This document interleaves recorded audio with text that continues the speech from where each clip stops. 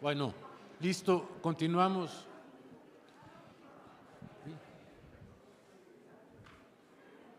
El siguiente conversatorio es sobre producción, trascendencia de las buenas prácticas de producción pecuaria.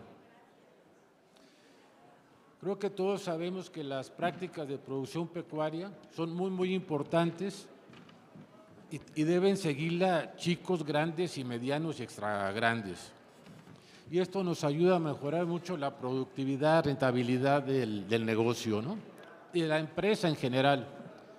Este conversatorio va a ser moderado por el doctor José Ortega Sánchez de Tagle, que es un especialista en certificación de buenas prácticas pecuarias y más. Entonces ahorita nos va a dar información qué significan estas prácticas y bueno, está integrado también por expertos en la materia que nos pueden dar su punto de opinión, ¿no? Les pido un aplauso, por favor, para este panel.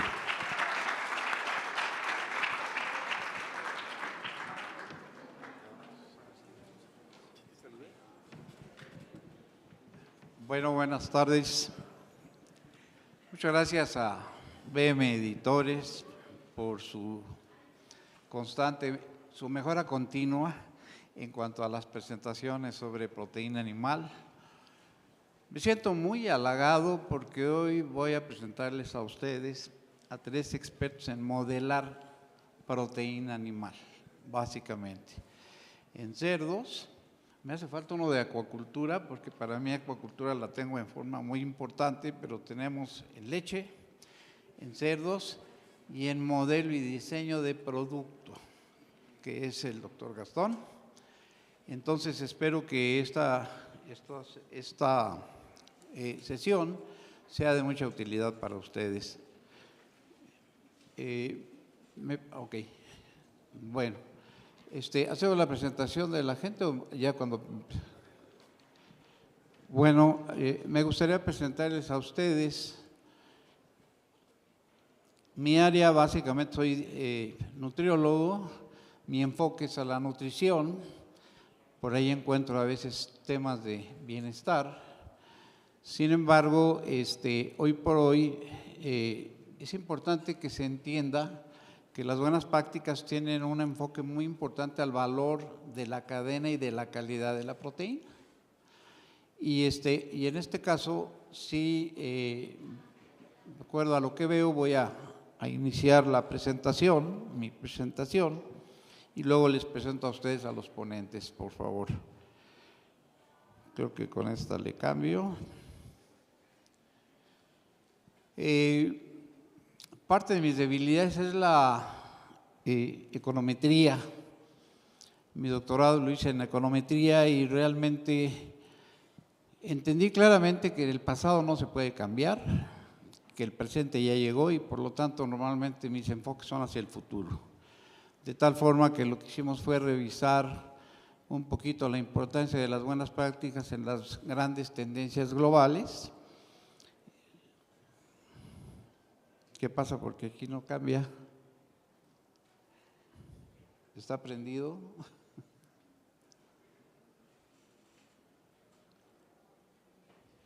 Bueno, el problema es que no se mueve acá tampoco. Ok.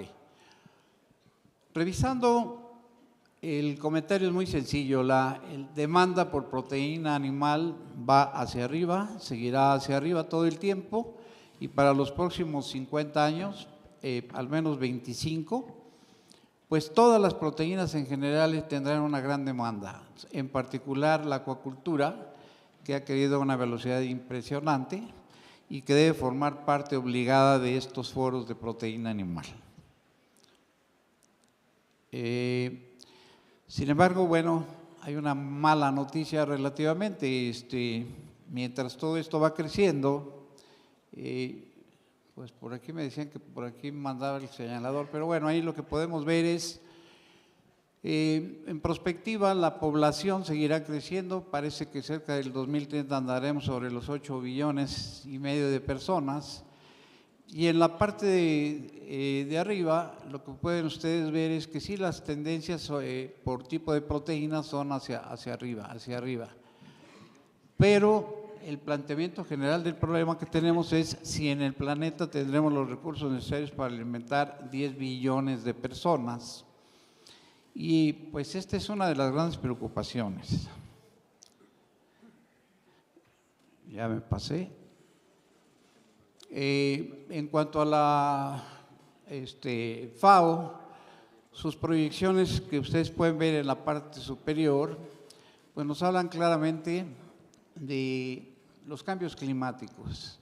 De ahí las palabras de sostenibilidad o sustentabilidad al final de cuentas, pero lo que estamos viendo es que el pronóstico es que va a haber alteraciones en la cantidad de cosechas, que esto ya se puede hacer básicamente, y en prospectiva lo que estamos viendo pues es que va a haber falta de materia prima. Conclusión, primera parte, seguir produciendo si es posible lo mismo o más, casi que con lo mismo. Ese es uno de los primeros desafíos. Decía alguien por ahí, bueno, ¿y las personas qué? Bueno, pues vamos a llamarles para efecto de nuestra plática el consumidor. Y aquí me gustaría hablar un poco de lo que es bienestar humano, porque hemos hablado de bienestar animal, pero ¿qué es el bienestar humano? En términos generales, pues recordemos que todo lo que es la producción de proteína animal está orientada al consumidor. Y es importante siempre entender qué es lo que el consumidor quiere, no es lo que nosotros diseñamos en nuestras granjas o en nuestros proyectos, es lo que el mercado está demandando. Por lo tanto, siempre es importante entender qué quiere el consumidor. Paul Pilzer determinó que en la pura, en el negocio del bienestar humano, el siguiente negocio de $1 trillón en la economía de Estados Unidos nada más será el bienestar humano. ¿Y qué quiere decir bienestar humano? La gente lo que quiere es comer bien, no enfermarse y estar saludable. La salud será sin duda el objetivo más deseado por las próximas generaciones y para eso requiere consumir proteína animal, lo tiene bien claro.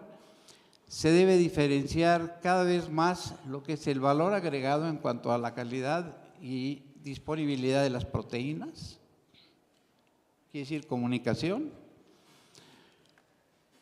Por otro lado, ya a partir del 2020, pues la alimentación del siglo XXI ya está basada totalmente en ciencia y hay una diferenciación por especialidad, que no es lo mismo que coman los bebés, que coman la gente de cierta edad, la gente que está activa, los deportistas. O sea, estas diferenciaciones empiezan a crear claramente la necesidad de empezar a diseñar y a modelar proteínas específicamente para ciertas funciones y ciertos segmentos o nichos de mercado. El propósito fundamental de la producción pecuaria pues tiene que ver más que todo con convertir proteína vegetal en animal. Por lo tanto, el objetivo fundamental es lograr la óptima conversión alimenticia al mejor costo para de esa manera obtener la mayor utilidad, la mayor cantidad de proteína de calidad y lograr sobre todo la expresión genética de la especie que se va a tratar. Es decir, el modelaje de productos, el modelaje de proteína tiene que ver con la calidad de los nutrientes, con la calidad de las fórmulas, con lo que se utiliza. Y es ahí donde está otro de los grandes desafíos. Sacando una serie de análisis, insisto, de carácter retrospectivo, ustedes pueden ver ahí, separé leche por un lado, muy complicado el tema de conseguir estadísticas confiables sobre leche líquida, pero aquí tenemos un experto que nos va a platicar un poco de esto. Vemos también en el caso en verde de las otras proteínas tradicionales que empiezan a tener una demanda mayor. Y en las proteínas, yo diría clásicas, es el cuadro que está en azul. Ustedes pueden ver una demanda hacia el futuro de una manera impresionante. Es decir, la demanda de proteína animal va a seguir y hay que estar preparados para atender esa demanda de proteína. Y bueno, pues eso da oportunidad para hablar cómo obtener mejor proteína. Aquí me voy a ir un poco rápido, pero revisando, pues todas las proyecciones de proteína hacia el 2030 indican que la demanda seguirá en aumento. Y si vemos la de cerdo, si vemos sobre todo espectacularmente la acuacultura, que es la única que ha crecido arriba del 2% año con año en los últimos 10 años, es impresionante. La demanda por leche y derivados lácteos, que es lo que más ha crecido en la categoría de leches, es también impresionante, la demanda de la gente. Y ahí es donde nuevamente volvemos a lo mismo, el consumidor es el que está haciendo la determinación y la demanda de este tipo de proteína. En el caso de lo que es producción de carne, de ave, pues también la demanda es impresionante al alza. Yo diría felicidades a los productores, están en el negocio correcto, porque es un negocio que está creciendo y creciendo y creciendo. Lo importante es estar en este negocio. En lo que es carne de res, también. Y conste que ayer escuchaba yo que hay descenso, que hay contracción en los mercados, pero bueno, a nivel global, pues no se ve realmente tan marcado este tema.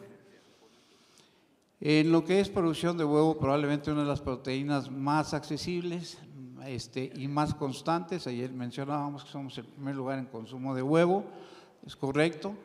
Pues también la demanda se ve bastante importante hacia el futuro.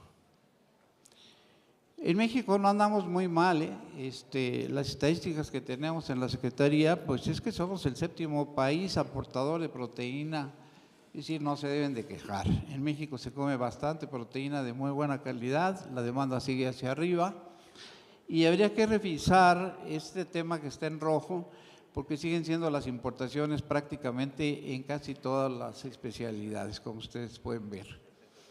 En todas prácticamente hay. Quiere decir que ni siquiera todavía estamos atendiendo la demanda interna.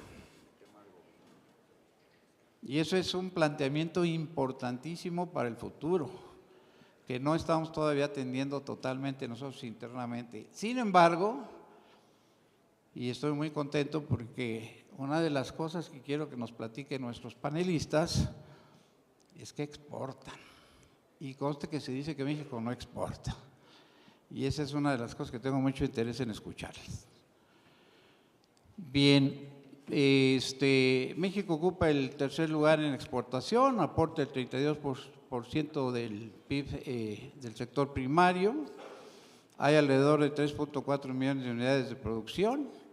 La actividad se lleva a cabo en 113 millones de hectáreas y se requiere mejorar la competitividad a través de esta palabra que me gustaría que hoy se les quede grabada, que es inocuidad alimentaria, que no es lo mismo que seguridad alimentaria. Ayer hablaron de eso, hoy inocuidad alimentaria. ¿Qué es lo que persiguen las buenas prácticas? Bien, ahora, son 4 ejes rectores los que giran alrededor de las buenas prácticas y siguen siendo la sustentabilidad, porque yo lo leí como el mundo sustentable o lo que sustenta a una población. Creo que el tema de una sola salud será fundamental, no podemos seguir en el planeta como si fuéramos una especie distinta. Tenemos ahora que acaba de entrar también la parte de productos acuícolas a nivel de la OMS, de la Organización Mundial de la Salud.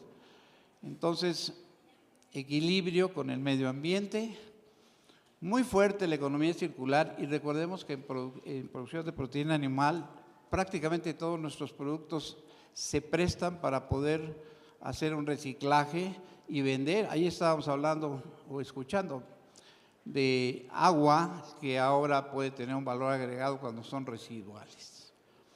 Así que pienso que esos son los ejes rectores para lo que son las buenas prácticas y en eso nos apoyamos mucho. Efectivamente, ustedes vieron por ahí, hay una edición de los manuales de buenas prácticas, pero es de 2010. ha mejorado algo, no están completas, son guías básicamente que elabora Senacica, y de ahí ya nos vamos un poquito a lo que es el trabajo que yo hago. Me ha tocado, afortunadamente, en el área avícola, dar cursos a cerca de 3,000 personas, 3,000 médicos veterinarios que les interesa buscar ser médicos veterinarios responsables de operaciones. Entonces, bueno, pues eso ha sido a través de más de 10 años de trabajo. Hay que entender que la inocuidad alimentaria es un proceso global que México está inmerso ya ahora en la economía global, que sigue las corrientes de la economía global, y como ustedes pueden ver ahí, básicamente habla de que son acciones encaminadas a garantizar al máximo posible que los alimentos no causen daño al corto o a largo plazo. Un concepto que está manejado en el Código Alimentario desde 1963 y que apenas ahora, empezando este siglo, empezaron a hacerlo realista. Las políticas deben abarcar toda la cadena. Es decir, la Unión Nacional de Avicultores manejó con mucho éxito y lo sigue haciendo una campaña que se llama Del campo a la mesa, al consumidor final. Y creo que es muy fácil de entender. ¿Y por qué es fácil de que se entienda? Porque el gran problema que tenemos es justamente que mucha gente no está enterada, los consumidores no están enterados de lo que se van a comer, por qué se lo van a comer, qué ventaja les da. Pero en las encuestas que hacemos en la universidad, pues también entendimos que los consumidores desean más proteína animal porque es más sabrosa, porque es la que más les gusta y porque es la que quieren. Y ellos son los que deciden qué van a comer. Bien, los organismos, además que sancionan la inocuidad, tiene que ver mucho con la Organización Mundial de Comercio, y para poder hacer esto y pensar en exportar, pues debemos de soportar, porque lo primero que nos van a pedir es tu certificación en buenas prácticas. Y si no hay certificación en buenas prácticas, no hay manera de demostrar que hacemos bien las cosas. Ese es todo el problema. La certificación sirve para demostrar que se hacen bien las cosas, entre otras cosas. Bien, y las buenas prácticas, pues además sirven para dirimir a veces diferencias comerciales, por lo cual es muy importante, ya habían hablado ayer y hoy, sobre trazabilidad y rastreabilidad. Son las herramientas que normalmente se utilizan para poder llegar a dirimir diferencias. Las buenas prácticas en el planeta, ¿sí? En todo el mundo, ¿por qué en México no? Ustedes pueden ver que una gran cantidad, y desde hace algunos años, hay un gran movimiento a nivel mundial por el uso y la aplicación y la implementación y buscar la certificación a través de las buenas prácticas. Y hoy en día probablemente la Global Food Safety Initiative sería la más importante porque es la que está aglutinando la mayor cantidad de empresas a nivel global que están haciendo certificaciones. La OIE o Organización Mundial de la Salud, como ahora se conoce, inicia fundamentalmente no nada más en el tema de bienestar animal, sino también en las buenas prácticas, porque ellos son los primeros que empiezan a trabajar sobre este tema, sobre el tema de bienestar, dando algunos parámetros que son los que hoy en día utilizamos. Pero vemos que prácticamente todo lo que es Latinoamérica, la OCDE, desde hace tiempo han estado elaborando manuales sobre buenas prácticas de producción. De acuerdo a la ley de sanidad animal, pues, perdónenme que esté aquí, pero no me está apareciendo aquí en mi teleprompter, no puedo leerlo.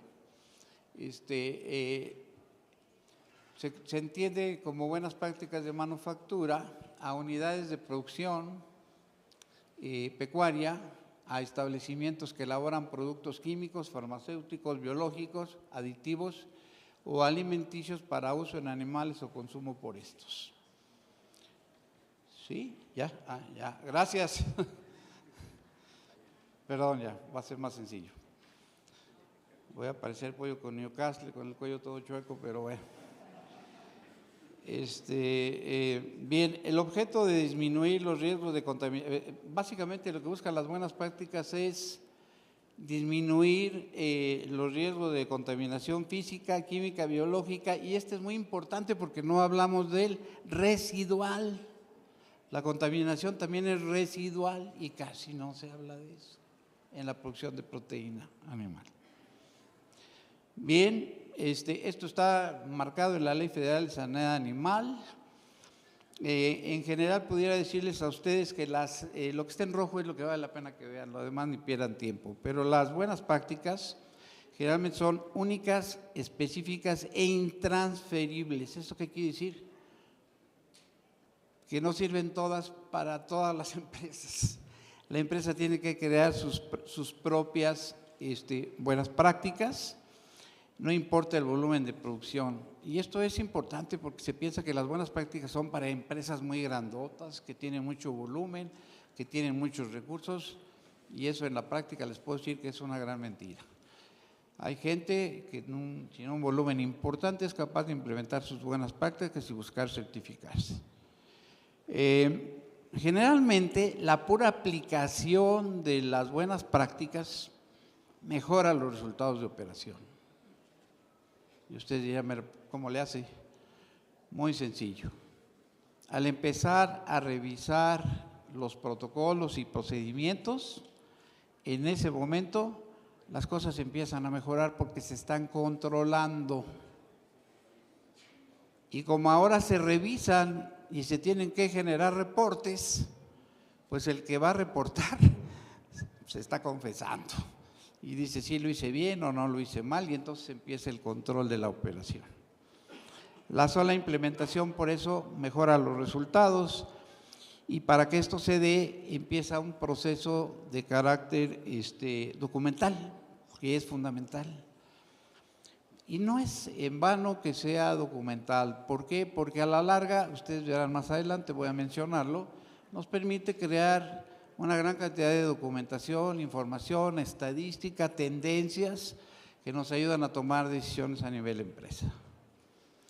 Bien, los esfuerzos de Senacica, y conste, por muchos años nunca trabajé ni me acercaba yo al gobierno, ahora ya tengo 10 años con ellos, y pues no me he querido ir todavía. Pero básicamente Senacica está certificado a su vez por el Global Food Safety y por la entidad mexicana de acreditación, y ha hecho un esfuerzo grande por estar generando en forma constante el enfoque y el estímulo y el desarrollo de la implementación de buenas prácticas.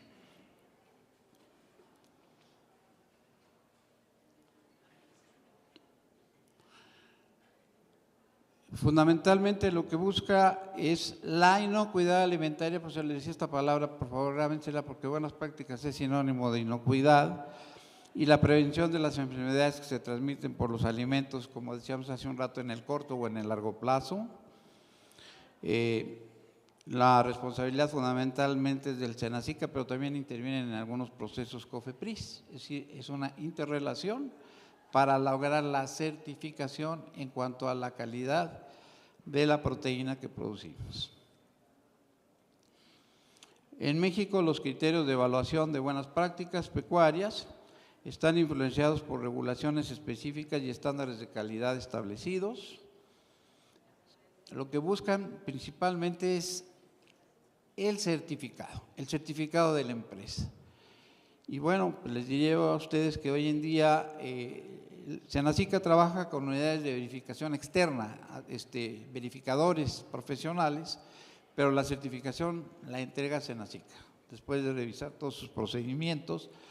Y me gustaría comentarles que ya se dio el primer caso de un certificado, como pueden ustedes verlo por ahí, a través de una entidad de verificación externa, que por cierto fue en Yucatán, en bienestar animal. Ya también se está certificando esto en México. En los libros que me tocó producir para el manual de buenas prácticas, pues hay dos áreas fundamentalmente. La primera es que ustedes pueden ver, y hay que entender este mecanismo, son los puntos que mencionan como críticos, que son los puntos que evalúa para obtener y entregar el certificado en buenas prácticas, que tienen que ver con lo que es el manejo de la UPA, quiere decir unidad de producción avícola, la ubicación, alimentación, agua, que es fundamental, que es parte de lo que estamos viendo, el programa sanitario, el control de fauna nociva. En el agua ayer ya vimos una gran cantidad de oportunidades que hay y que vienen. En amarillo aparece bienestar, lo leo porque a veces el color no permite leerlo claramente, es parte de trazar, rastrear y capacitar al personal. Esto nos da como primera instancia algo que se llama revisión o análisis de puntos críticos de control. ¿Qué son los puntos críticos de control? Revisar en cada una de estas áreas que no se vaya a pasar algo o vaya a salir algo de la empresa que vaya a contaminar. Cuando todo esto se obtiene, esta primera etapa que tiene un círculo verde alrededor, cae más en el área técnica, porque en el área técnica principalmente ahí lo que nosotros estamos viendo es cómo se ejecuta el día a día la producción. Ahí la controlamos, ahí la registramos. Arriba dice, hay que revisar qué entra, cómo se procesa y qué va a salir. Y calculen ustedes esto mentalmente. Si entra 10, buena calidad de insumos. Si se procesa con 10, buena calidad de proceso, pues saldrá un producto de 10. Ahora hagan su matemática simple. Si entra 5 de entrada, 8 de proceso, pues el promedio ya no me va a dar lo que el mercado está requiriendo. En la flecha, en el círculo amarillo aparece prácticamente la parte que controla toda la operación, que viene siendo lo que es el manual de buenas prácticas, la implementación de la auditoría. Y esta palabra de auditoría es algo que debemos de acostumbrarnos a él y no tener temor. Casi siempre pensamos que auditoría es algo que va a salir mal y que nos van a reclamar. Pues no, en las buenas prácticas la auditoría debe ser motivo siempre de alegría porque nos dicen qué es lo que en un momento dado está fallando. Lo ideal es encontrar que hay un problema. Lo malo es cuando el problema o se oculta o se niega. Pero qué bueno encontrar problemas porque se resuelven y eso es lo que nos importa. Entonces recordemos que en la gestión para lograr las buenas prácticas tenemos básicamente dos áreas, el área estrictamente técnica de producción y el área de control o administrativa. Hablaba yo también de la seguridad alimentaria residual, sobre la inocuidad. Por todo lo que se estuvo mencionando el día de ayer, residuos de antibióticos, residuos de pesticidas, micotoxinas, peróxidos y cosas por el estilo que de alguna manera podrían afectar la salud de las personas. Y ahí es donde empezamos este tema de seguridad alimentaria es algo en lo que debemos de empezarlo a meter fuertemente en el futuro porque es parte de la calidad de la proteína. Bien. Creo que este esquema va a ser muy sencillo para ustedes. Yo no creo, con todo respeto, y sé que me van a apedrear acá adelante, porque no creo en la bioseguridad. Yo creo que no existe esa palabra, aunque está aceptada y no tengo conflicto con ello, pero veo más que todo un programa para reducir patógenos principalmente como objetivos, donde se asegure un programa de consumo de alimento, que pienso que el consumo de alimento es fundamental porque cuando se logran satisfacer los requerimientos nutricionales de los animales, pues en ese momento el animal es capaz de defenderse y de producir anticuerpos para estar mejor. Entonces será que mi enfoque como nutriólogo es más limitado, pero creo que si la gente come bien y está bien, pues da mejores resultados. Entonces, el objetivo de un programa para reducir patógenos conocido como bioseguridad no es otra cosa más que controlar la entrada, la implantación y la salida de agentes patógenos. ¿Está claro? Entonces, la entrada, el proceso, la salida, decía yo hace rato, y aquí que no entren para que no se implanten en nuestras instalaciones y no salgan productos contaminados. Y de esa manera logramos todo esto, miren. Logramos que haya bienestar animal, mantenemos la salud de los animales, incrementamos la calidad y el valor de la proteína, producimos inocuidad alimentaria y mantenemos también la salud humana, que era al final de cuentas lo que persigue la Secretaría, la salud humana. Y las herramientas son principalmente las buenas prácticas, los POEs y quizá los principios de Hazard aplicado a producción animal. Bien, la capacitación forma parte obligada y es fundamental porque la implementación de buenas prácticas implica un cambio en la cultura de la empresa. Entonces, al haber un cambio en la cultura, la capacitación se vuelve fundamental. Pero si ustedes empiezan a sumar, es simple matemática. Buena genética, buena nutrición, manejo de la caseta y capacitación constante. El resultado no debe de fallar, teóricamente. Nuevamente el esquema que ustedes vieron, pero aquí sí me gustaría destacar que el último resultado es lograr la certificación. Y aquí podemos hablar que entonces las buenas prácticas, la implementación implica cadenas de valor que son importantes para las empresas, porque define nuevos modelos de negocio, es decir, la misma manera de hacer las cosas, pero ahora mucho más controlada. Hay un mejor control de la producción, control de inventarios, que le interesa al área administrativa, reposición de inventarios, formación de equipos de trabajo que facilita la integración, trabajo en equipo, ya lo han estado mencionando, bienestar a través del control de parámetros productivos, humedad, ventilación, temperatura, consumo de agua y consumo de alimentos fundamentalmente como pilares del bienestar. El programa de medicina preventiva, porque preventiva es realmente lo que busca las buenas prácticas, que la medicina sea preventiva, no curativa. Cuando es curativa ya las cosas no funcionaron muy bien, pero cuando es preventiva los resultados son muy buenos. Los POEs, que no es otra cosa más que lo que hacen es decirnos cuándo, dónde, cómo y con qué voy a lavar y a desinfectar. El plan de sanidad en general, los inmunoprotectores, el programa de medicina preventiva nuevamente, el programa preventivo de detección de enfermedades, ya existen ahora herramientas para verlo y revisarlo, capacitación y mejora continua como aseguramiento de la calidad, el seguimiento de la calidad, y este es otro término que debemos aplicar en buenas prácticas, es mejora continua. Si hacemos esto en forma constante, siempre vamos a obtener mejora en los resultados. Valor agregado y diferenciado por branding, a veces por marcas empezamos a crear cierto valor diferenciado. Voy a terminar con eso ya casi, porque ya había Juan Manuel que me echó una mirada como diciendo que ya le pare. Bien, me gustaría terminar con esto.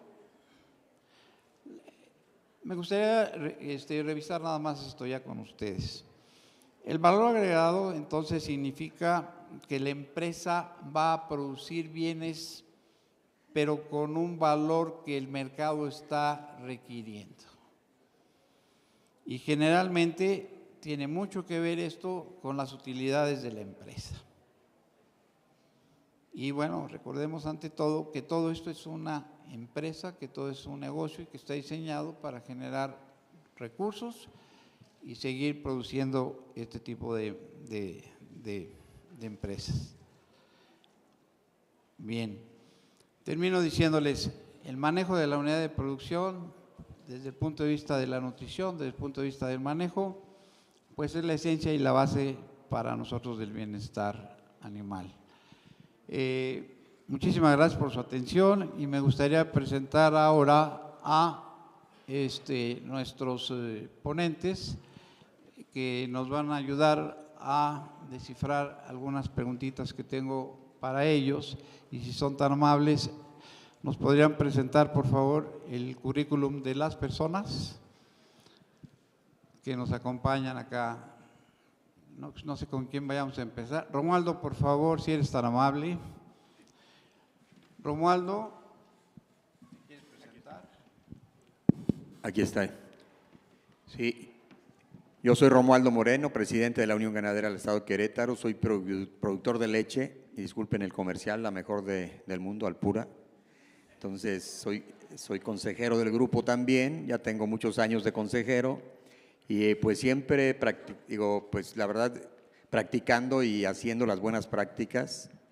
De alguna manera también estamos muy conscientes de que hoy en día el tema de las buenas prácticas es súper importante también para que la misma gente y el consumidor pues nos acepte en sus casas, porque es lo que está exigiendo sobre todo las familias jóvenes, cada día están exigiendo más y estamos nosotros luchando para que todo se haga como debe de ser y como los consumidores lo piden. Muchas gracias. Un aplauso, por favor, para Romualdo.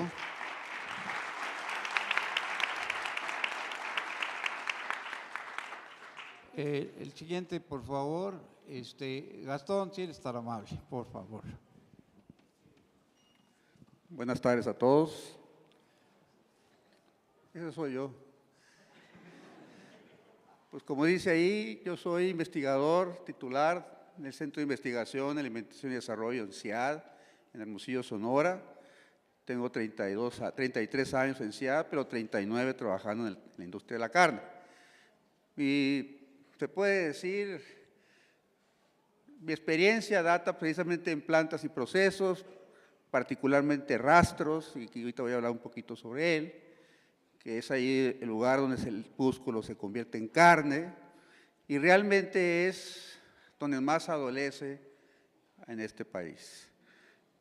Y sin más preámbulos, yo creo que vamos a pedirle que después nos especifique las preguntas el moderador. Con mucho gusto. Presentamos a nuestro otro ponente. Por favor, Beto, si eres tan amable de presentarte. Buenas tardes, yo soy Alberto Alfonso, soy director de producción en Quequén, en Yucatán. Producimos la carne de cerdo, que es la mejor carne de las 3 proteínas o las 4 proteínas que se han presentado aquí, por lo menos es la más sabrosa. Llevo 30 años trabajando en Quequén, prácticamente desde que se fundó la empresa, y con mucho orgullo representándola y atento a las preguntas que nos quieran hacer. Gracias. Muchas gracias. Bueno, pues como les comenté a ustedes, me encanta este tema de platicar con nuestros invitadazos yo diría, y me gustaría empezar con Romualdo. Nada más permítanme porque siempre digo dejen ver, pero no puedo ver nada hasta que me pongo los lentes.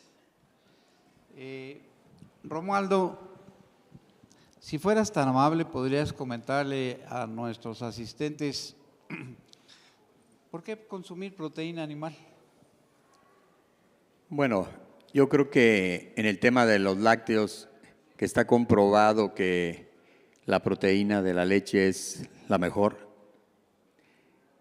porque es asimilable al 100%. Bueno, lo hemos visto en la historia, cuántos años hace o cuántos siglos hace que la leche es alimento para el humano y nunca había problemas de ninguna enfermedad, tal cual, igual que la carne, y ahora le están achacando miles de cosas. Nosotros nos hemos enfocado como empresarios de la leche en ver, primero que nada, el tema de las buenas prácticas. Lo venimos haciendo casi desde que se fundó la empresa, porque es lo que la sociedad y el consumidor siempre nos está pidiendo. Hay otras proteínas que ofrecen que no está comprobado que el cuerpo las asimile, a diferencia de la leche y la carne. Yo creo que siempre debemos de usar el sentido común ante cualquier cosa. y no satanizar como ahora están satanizando hasta en el tema del medio ambiente a los animales. Yo creo que debemos ser más inteligentes y ver de qué manera podemos seguir pues escuchando lo que nos conviene para que a su vez a nuestros hijos también y a sus hijos y sus nietos, pues darles una buena alimentación, una comida, sobre todo que nosotros nos hemos enfocado como empresa a dar, no a alimentarlos, sino nutrirlos, que esa es la palabra correcta. ¿Por qué consumirla? Porque la verdad es algo que necesitan desde que nacen y yo creo que hasta que mueren. Les voy a platicar una anécdota rápido. Era un nutriólogo, el otro día se me acercó un buen amigo mío y me dice, oye, fíjate que fui a llevar a mi mamá, que tiene 95 años, al doctor, y el doctor le dijo que le iba a prohibir la leche.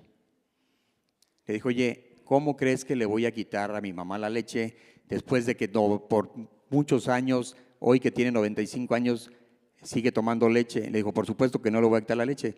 La leche, ustedes saben que también es un buen proveedor de calcio, calcio efectivo.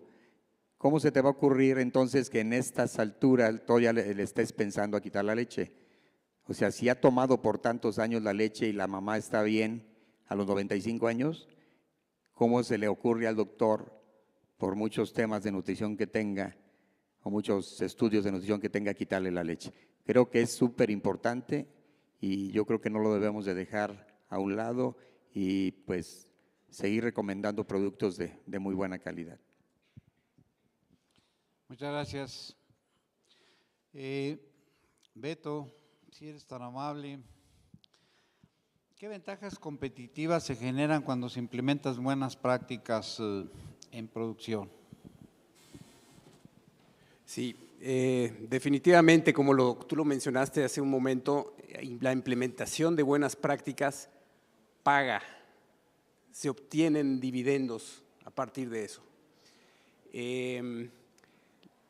El concepto de buenas prácticas es muy global, abarca muchos temas, abarca temas de salud, dentro de los cuales están los temas de bioseguridad, de prevención de enfermedades o de curación en sus casos, temas de controles de plagas, temas de desinfección, lavado, etcétera, temas de transporte, etcétera. Entonces, todos esos aspectos que uno va cuidando en la cadena de producción, hay que ponerles atención y hay que elaborar protocolos diseñados adecuadamente para cada paso, que además puedan ser fácilmente evaluados, porque la implementación de buenas prácticas tiene que estar acompañado de indicadores que tú puedas medir. Porque, como se ha dicho ya varias veces en este simposio, lo que no se mide no se puede controlar. Entonces, necesitamos también implementar esos indicadores que podamos nosotros estar evaluando constantemente dentro de nuestros sistemas de buenas prácticas y definitivamente se obtienen resultados económicamente favorables cuando se implementan, ¿no? Muchísimas gracias, Beto. Ya ven, les comenté que iba a estar muy agradable esta sesión, espero que lo estén disfrutando ustedes, yo en lo personal mucho. Y fíjense, les comenté sobre el modelaje de la proteína y para eso qué mejor que Gastón. Gastón, anoté aquí una preguntita que se me ocurrió ahorita y que era, ¿cómo influyen las condiciones de manejo, transporte y sacrificio después de ver una fotografía por ahí que vimos en Bienestar, del sacrificio de los animales en la calidad final de la carne? Tú que eres modelador de ese tipo de cosas. Gracias. Me voy a parar porque la verdad, Sí, sentado sí. No me veo. Para empezar, ¿qué es proteína? ¿De dónde viene la palabra proteína? Viene del griego proteus, que significa primero. A mis hijos, desde que estaban pequeños, siempre les he estado inculcando que la proteína es lo más esencial en la vida.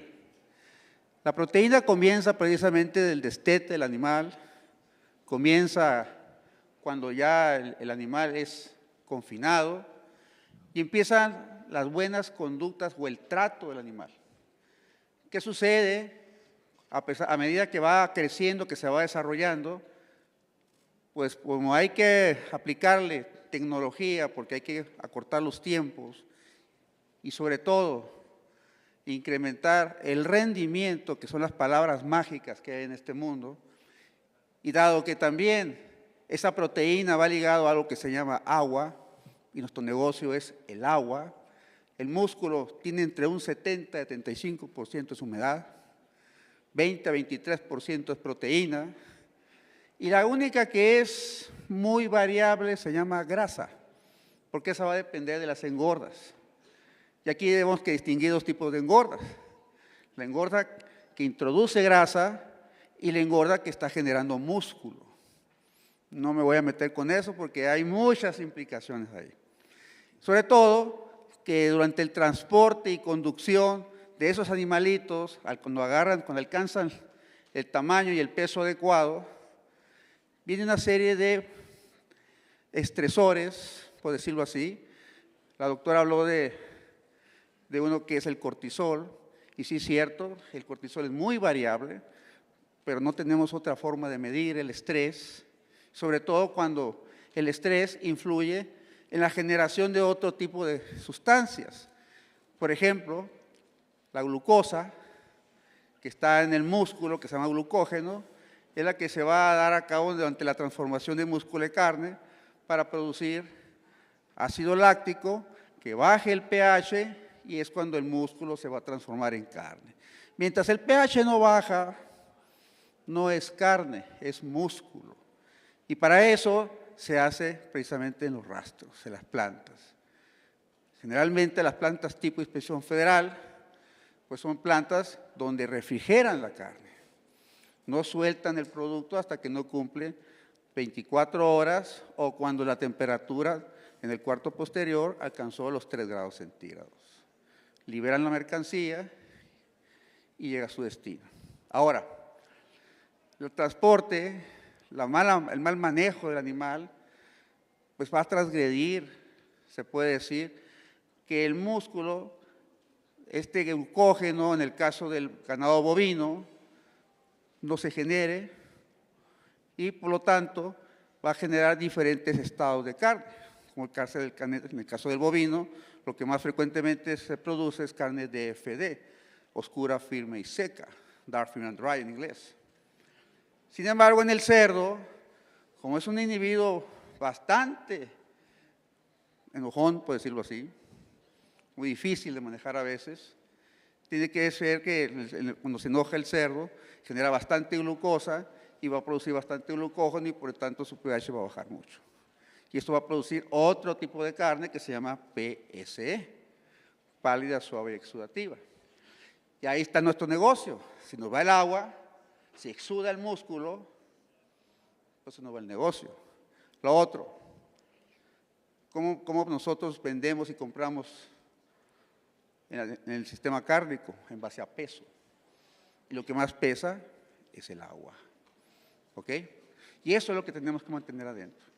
El estrés es una ciencia completamente de acuerdo con la doctora, que realmente pocos a veces la utilizamos y sobre todo la entendemos. Pero sin embargo, puede haber muchos certificados, puede haber mucha legislación y de hecho hay 2 normas. Pero el problema de nuestras normas aquí en México, y no me quiero meter con los políticos, pero no tienen sanciones. Las normas no dicen, ¿qué pasa si no lo hago? Pues ahí está. Y dentro de la concepción de lo que es la formación del músculo, existen varios promotores. Entre ellos están las hormonas por un lado y los betagonistas por el otro. ¿Ok? Pero con esto quiero terminar un preámbulo de decir, Jalisco es un estado maravilloso, tiene mucha producción, pero desgraciadamente tiene pocas plantas tipo Inspección Federal. Gracias. Muchas gracias, Gastón. Lo que nos dice Gastón es, podemos modelar la calidad que el mercado requiera. Recuerde, no hacemos las cosas por nosotros, es por lo que el mercado nos demanda y eso es muy importante, confirmando lo que alguien decía, bueno, ¿y los humanos qué, verdad? Pues sí, pues son ellos los que compran y los que consumen. Romualdo, tu comentario fue muy importante y quisiera hacer rápidamente, decirles a ustedes que en el área de nutrición todavía estamos buscando la funcionalidad de los alimentos, de la proteína, y en este caso me gustaría hablar un poco de ave, nada más hablando de luteína. La luteína es un componente básico de la yema del huevo, tiene una gran cantidad de funciones, la gente paga cantidades muy importantes por luteína, y el avicultor es el que tiene que pagar la luteína y normalmente no lo capitaliza.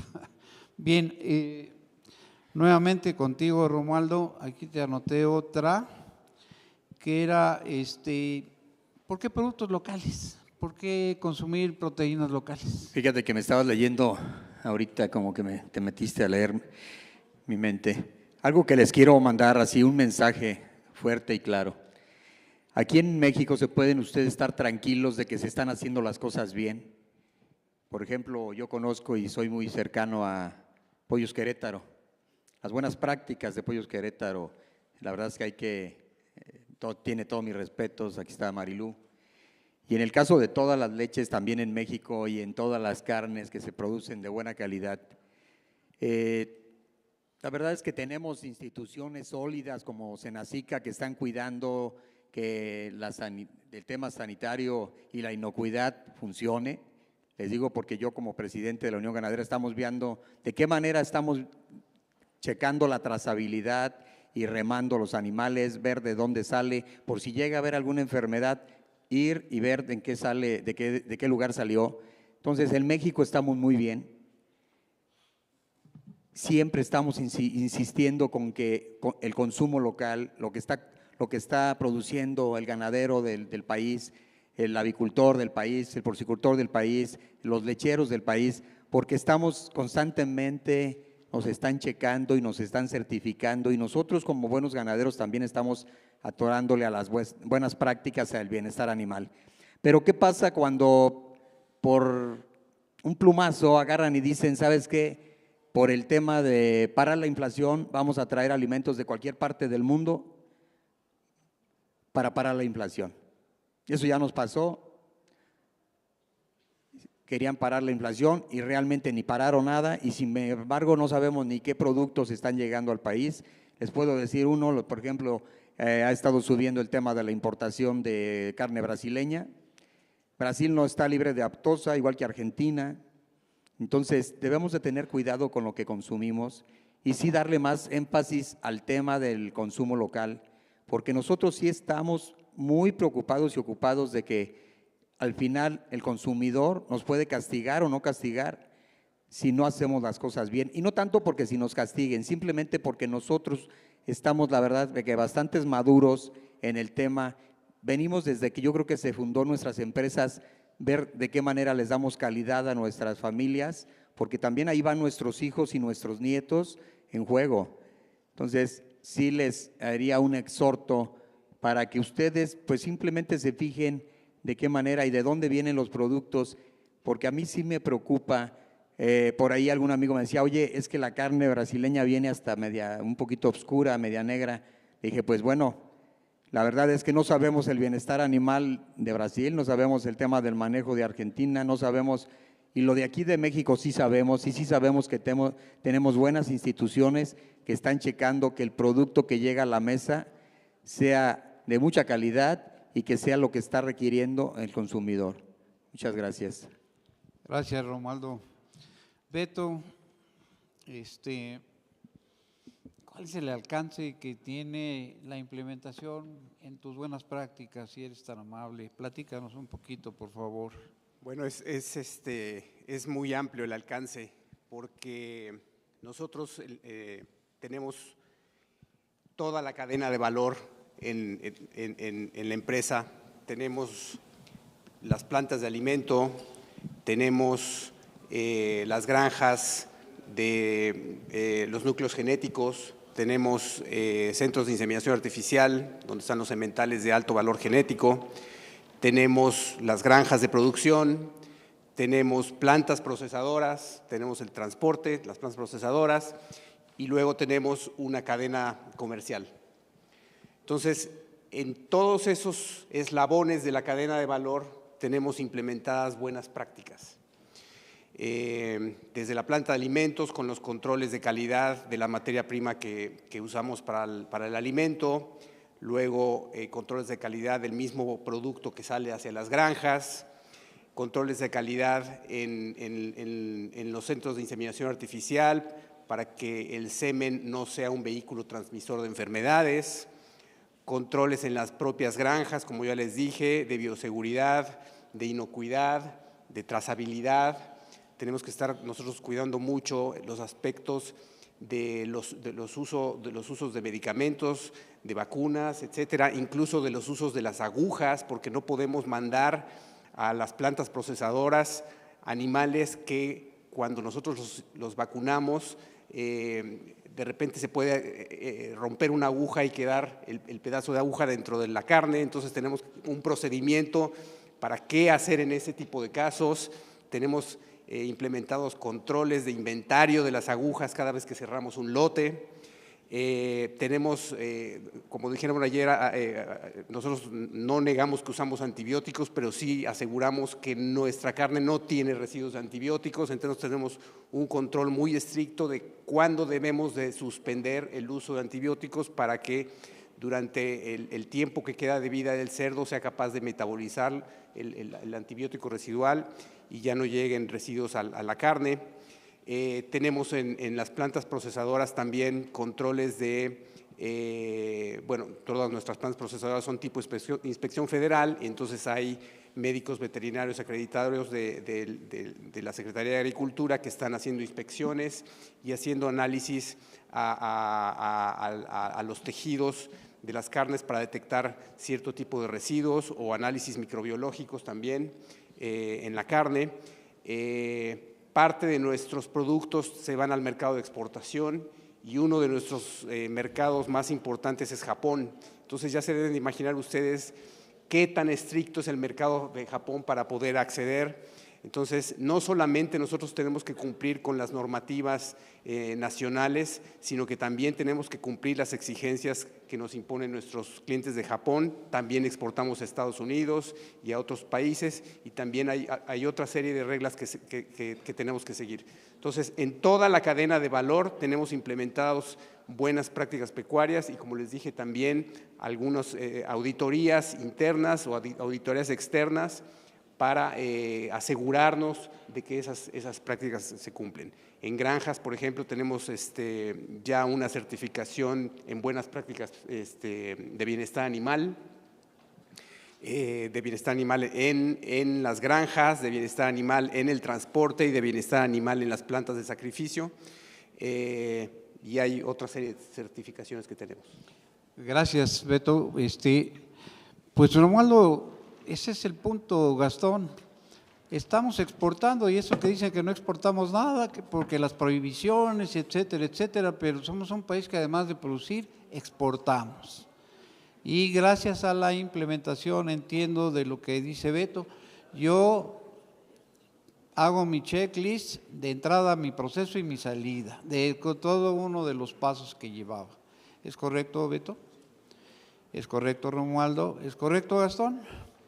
Bien, pues ahora déjenme preguntarle a Gastón porque me faltan dos con él, pero gracias por platicarnos que exportamos, porque se dice que no exportamos, porque no tenemos calidad y que en cambio me acordé un poquito de la analogía del vino, ¿no? Que el vino bueno era el de afuera y el de aquí no era muy bueno. Justo antes de que cambies el tema, bueno, decirles que claro que exportamos y además decirlo fuerte y claro, Alpura es la única empresa a nivel mundial que exporta leche a Estados Unidos. Es la única empresa a nivel mundial que está exportando, como dicen por ahí, por algo será. Pues felicidades a los exportadores, un aplauso, la verdad es que qué importante es que exporten, muy importante. Bueno, ¿qué acciones, Beto, recomendarías a los productores interesados en implementar buenas prácticas de producción, por favor? Voy a cerrar contigo, Gastón, porque contigo es mucho más. Existen muchas herramientas y bueno, ahora ustedes saben que el conocimiento está abierto a todo mundo y entrando a Google o a cualquier herramienta de inteligencia artificial obtenemos las respuestas que tenemos para saber qué tenemos que hacer para implementar buenas prácticas. Yo les diría que siendo un productor de campo, lo primero que haría sería irme a lo básico, a lo que nosotros le llamamos al back to the basics, al ABC, que es los pilares fundamentales de la producción.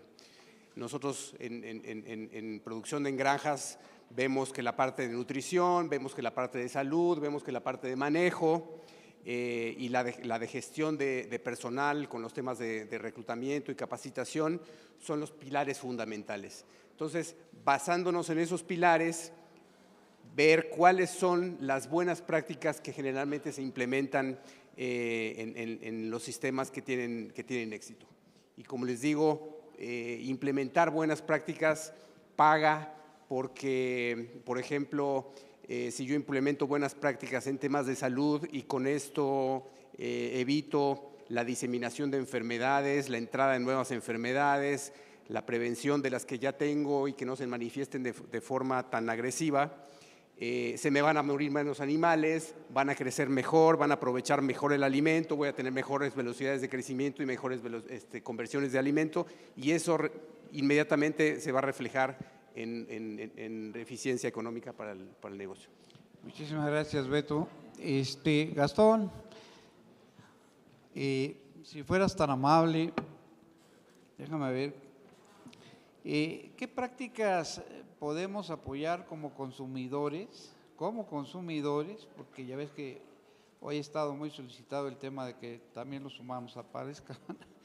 ¿Qué prácticas podemos apoyar como consumidores para asegurar que la carne que compramos provienen de animales que fueron tratados con bienestar, que fueron bien tratados? Si eres tan amable. Gracias. Actualmente la industria ha girado un poco al tema del humanismo, se puede decir, del trato de los animales. La palabra humano aplicada a la carne, a la leche, a muchos productos pecuarios, pues no es nuevo, data de muchos años atrás. La ley Curtis en Estados Unidos habla precisamente de humanizar el trato animal, una enmienda que mandó él como político.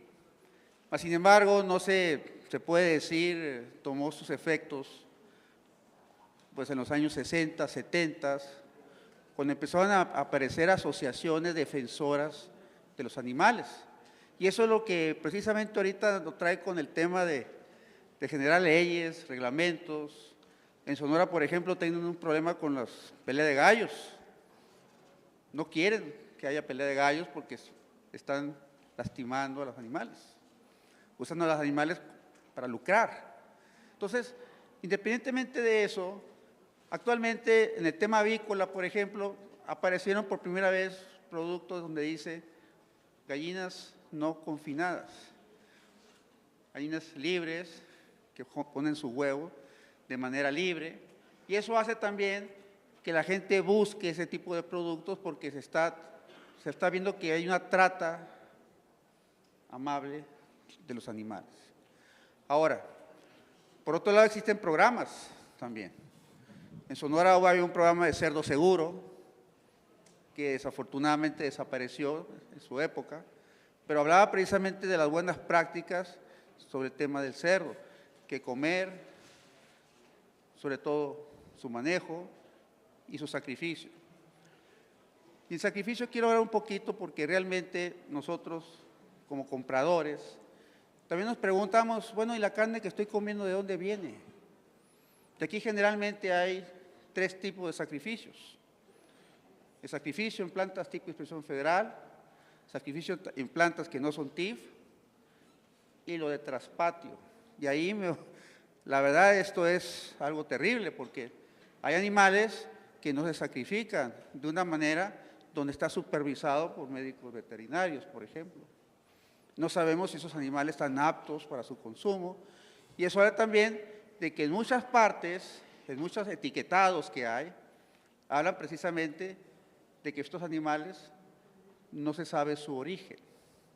Sin embargo, el rastro, como vuelvo a repetir, es un mal necesario, así lo veo yo, pero es el único lugar donde vamos a concebir la carne. Y podremos tener el mejor animal del mundo, alimentado con el mejor alimento del mundo, pero si no tenemos una tecnología de sacrificio adecuada a ese animal, a esa canal que vamos a obtener, no va a ser de buena calidad. Es más, todo el esfuerzo que hicimos todos, una cadena completa, ahí se va a echar a perder. Y el bienestar animal en el rastro también existe, aunque no está muy bien normatizado, por decirlo así. Pero rastros que tienen calidad de sacrificio generan canales de calidad. Y la calidad, acuérdense, es un tema muy interesante porque la calidad lo ponemos nosotros, los consumidores. Nos puede gustar la grasa, no nos puede gustar la grasa. Y ahorita un tema que es muy reflexionante, sobre todo, es el tema de la inyección de la carne. No se va a tocar aquí, ni lo voy a tocar, pero es un tema a discutir, porque también afecta a la proteína, por un lado, porque la hace cambiar todo lo que es su contexto, la textura del producto. Sin embargo, sí estamos teniendo programas, estamos haciendo, digamos, implantando nuevas formas de hacer un negocio que sea más redituable no solamente para los productores, sino para nosotros también los consumidores. ¿Ok? Gracias. Muchas gracias, Gastón. Estamos concluyendo ya el tema y quisiera suplicarles a cada uno de ustedes, nos quedan 2 minutos por cada quien, si son tan amables de responder a esta pregunta. ¿Son rentables las buenas prácticas? ¿Le dan valor agregado? ¿Son una cadena importante en la producción? A ustedes que son modeladores de proteína animal, ¿quién quiere empezar? Sí, empiezo. En lo personal te puedo decir que sí son rentables. Nosotros desde nuestro lugar como ganaderos o productores, pues nuestra empresa también ha estado dando como incentivos para el tema de las buenas prácticas, pero como ya te lo decía, nosotros desde prácticamente siempre pensamos en cómo mejorar la calidad del producto y cómo mejorar también la calidad y cómo tratamos a nuestros animales. Ahí la señorita Gutiérrez ya hace rato dijo cómo estaban sus animales. Y la verdad es que sí, nosotros tratamos muy bien a nuestras vacas.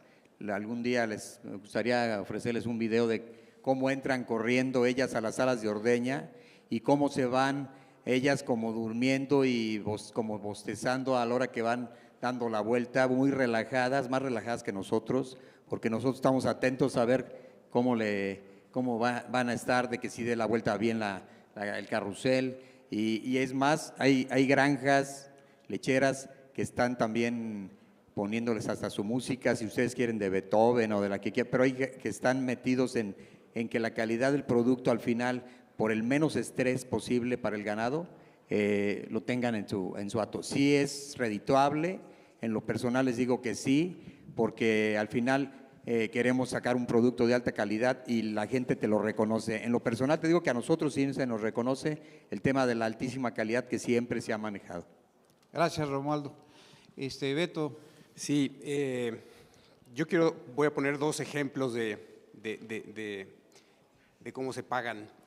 Nosotros tenemos en nuestras engordas, en nuestras granjas de engorda, tenemos un esquema que le llamamos a parcería, donde nosotros no somos dueños de las granjas, sino que los dueños de las granjas son terceros productores que engordan nuestros cerdos. Nosotros les damos el cerdo, le damos el alimento, le damos las vacunas y los medicamentos, le damos asistencia técnica y al aparcero también le damos los manuales de buenas prácticas y los auditamos, ¿ok?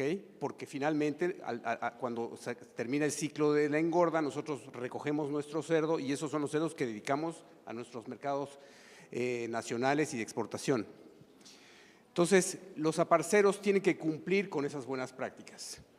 Sin embargo, dentro de nuestro sistema de producción tenemos alrededor de 120 granjas de engorda. Yo no puedo decir que todas cumplan cabalmente con las buenas prácticas todo el tiempo, y por eso es que las tenemos que estar vigilando y auditando.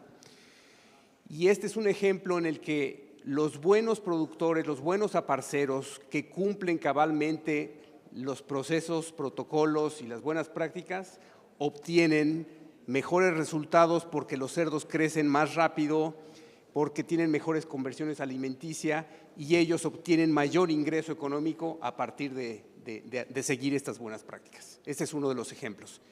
Y el otro ejemplo lo quiero dar en las plantas procesadoras. Nosotros, si no tuviéramos las buenas prácticas que tenemos en las plantas procesadoras a través de los buenos procesos de sacrificio, a través de vigilar que no haya contaminación de las canales en el proceso de viscerado, etcétera, en los procesos de corte, de la producción de los cortes que se van a exportación, en la detección de posibles residuos, etcétera. Si no tuviéramos esos procesos, no hubiéramos podido acceder a los mercados de exportación. Entonces, es otro ejemplo de que sí pagan.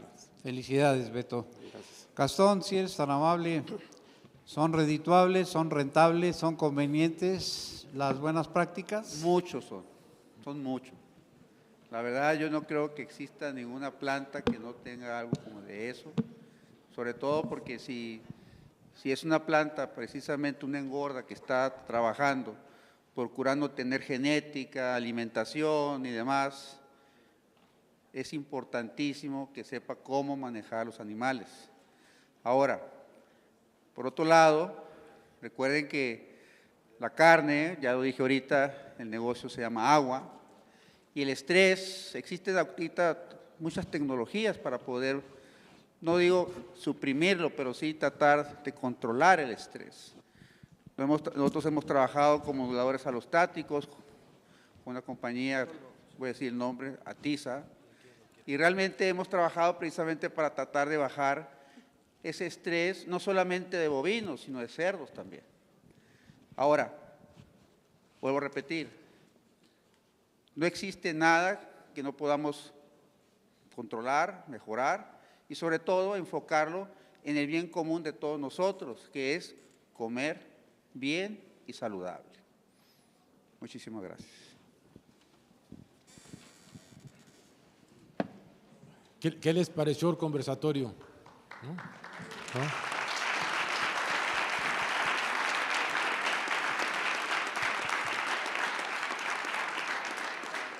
La verdad de las cosas, a mí me encantó con la forma y el orgullo con que Romualdo, Alberto, Alfonso defendieron a la proteína animal a la que se dedican, ¿no? Y sin embargo, al mismo tiempo reconocieron la calidad de las otras proteínas, ¿no? Y lo comentaron. Los felicito por esa acción. Gastón, se integró aquí lo que viene siendo las buenas prácticas pecuarias de un punto de vista práctico, valga la redundancia, y teórico con el conocimiento de Gastón. Moderado por Pepe, que es una persona experta en este tema de las buenas prácticas pecuarias. Creo que fue un conversatorio bastante práctico para todos nosotros, nos trajo mucho conocimiento. Creo que hay dudas definitivamente. Y bueno, ahorita es el momento, si alguien quiere hacer una pregunta. A la 1, a las 2. No hay preguntas, pero sí otro aplauso, por favor, ¿sí?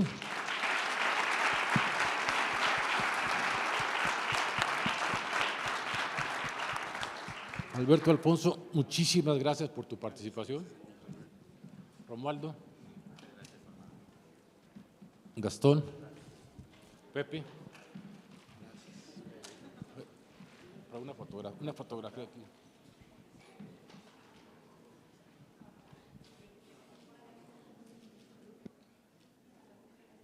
No se me vayan, espérenme.